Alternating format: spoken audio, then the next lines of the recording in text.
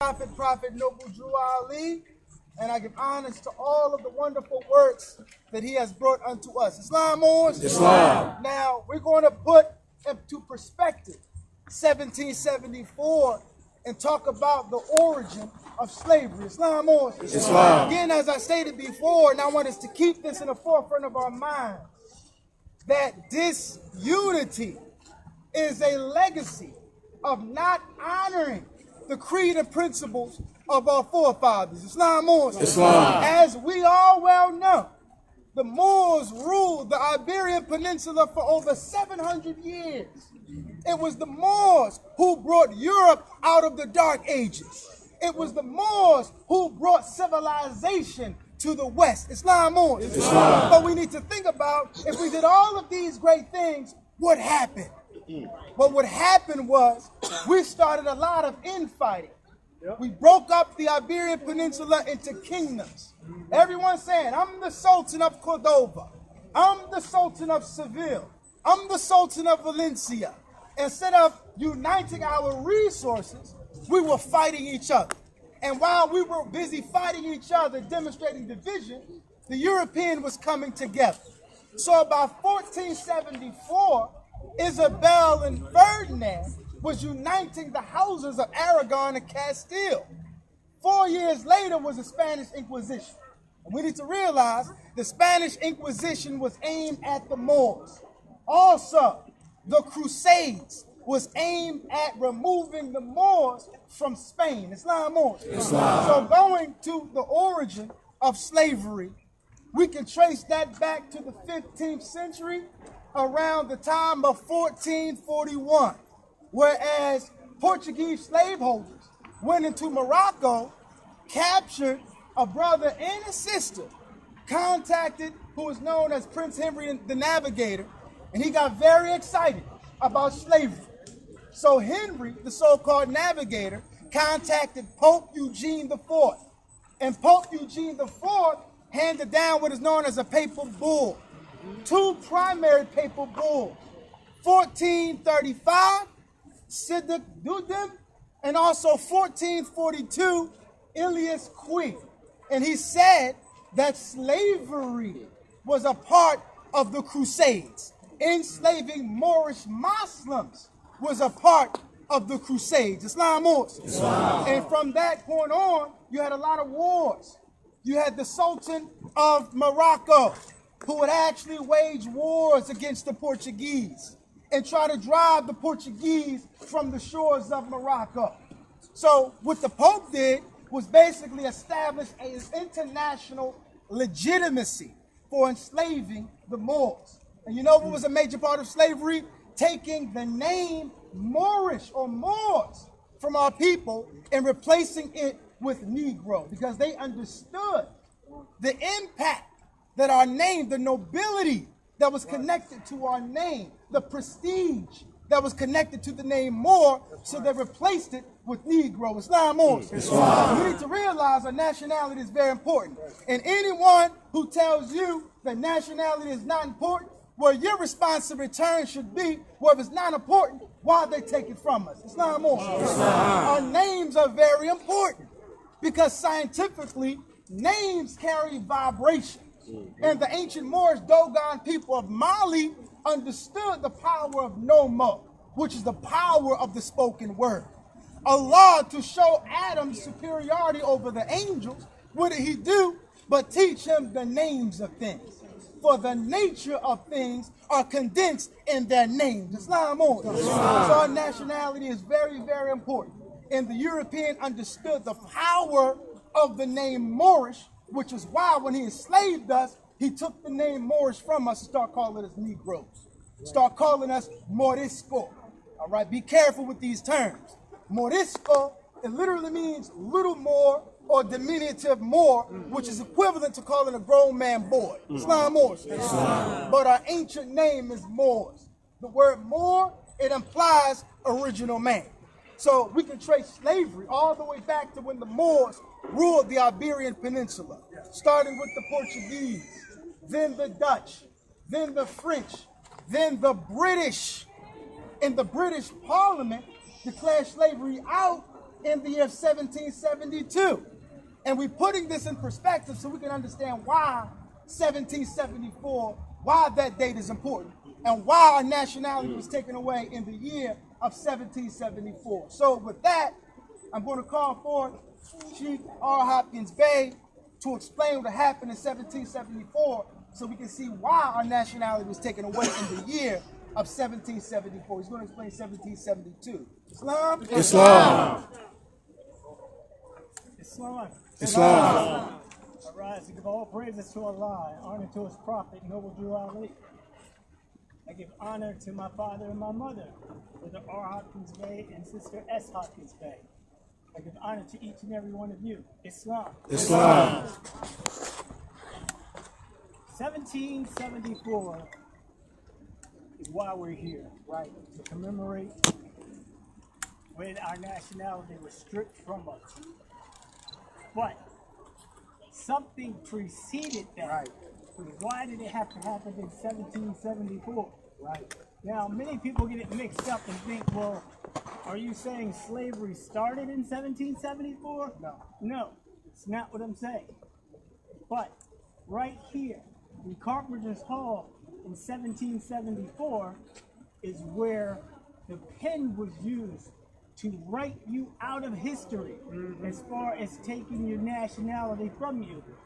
Because you cannot be considered a human, a person, without a nationality. Right. That's right. So many people think that this country decided to become a country because they were fed up with taxation, with no representation, and the Boston Tea Party, they were finally fed up.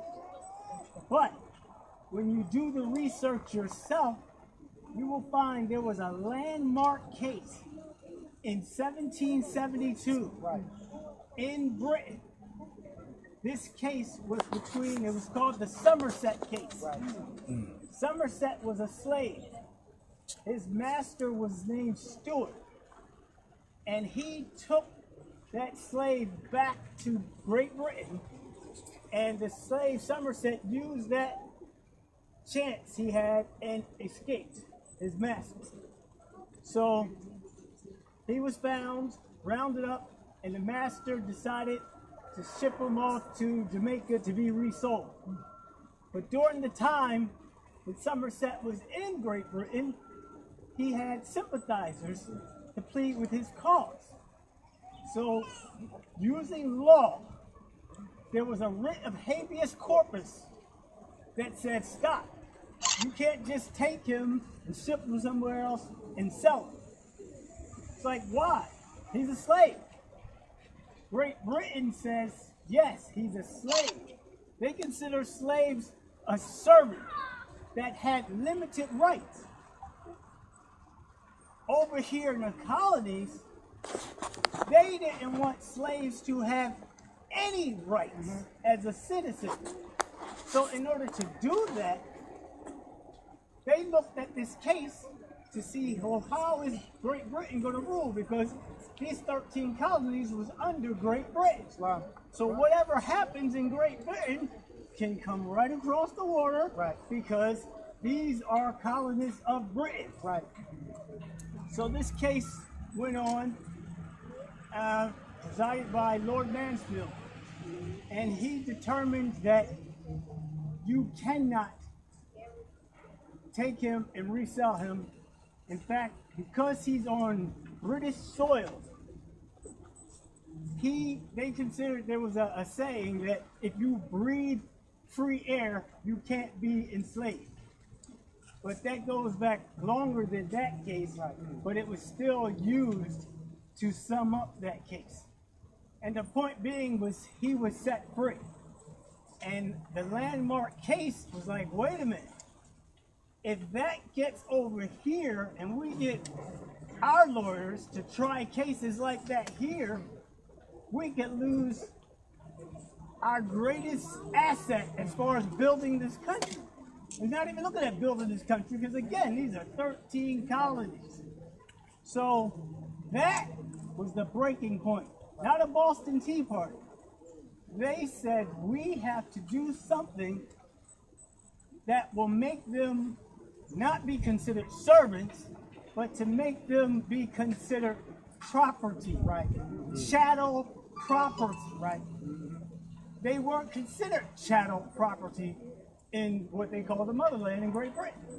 So that's how that ruling was able to award his freedom. So here, First Continental Congress, 1774, that's when they took Negro, black, color, and yes, even African. People want to say, well, African isn't a slave term because that's a legitimate continent. But when you call someone an African, you are in effect stripping their nationality, because there's many nations in Africa. So if you see a case like the Dred Scott decision, when they say descendants of Africans, that's just the same as a slave term. And even our people like to say, you know, because we don't want to separate ourselves from our brothers and sisters, but we cannot identify with being an African, because there's many nations in Africa. And to be a human, to be a citizen in any country on the face of this earth, you have to have a nationality, right? Not name a continent with a bunch of nationalities. You know, I see a lot of times, you see like the Kente cult, and they'll say, oh, that's African wear. But how would you feel if somebody took a traditional garb of Canada and said, this is the garb of North America? Americans will be outraged. That's not our garb. So you can't classify people by a continent. It's the nation that they belong to. So that breaking point was the point that made them decide, we have to break away from Britain. We have to form our own country. And that's why 1774, those terms were considered marks. And a lot of our people get this mixed up, because in 1779, they were actual names, not just marks. Marks was the beginning. Everything is done in steps. So 1774, the marks were put on us. 1779, they were actual names, law. But it started here, First Continental Congress. And if you wonder, well, how can they have the secret meeting without the mother country knowing?